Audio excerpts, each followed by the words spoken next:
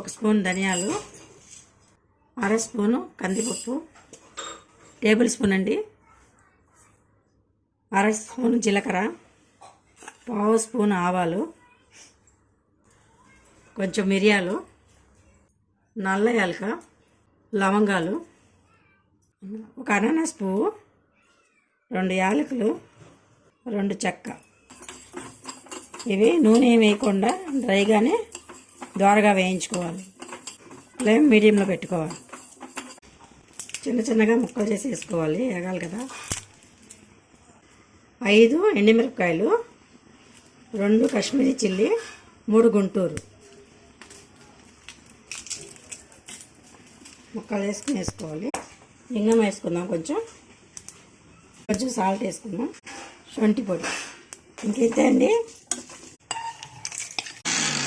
ఇప్పుడు మనం చికెన్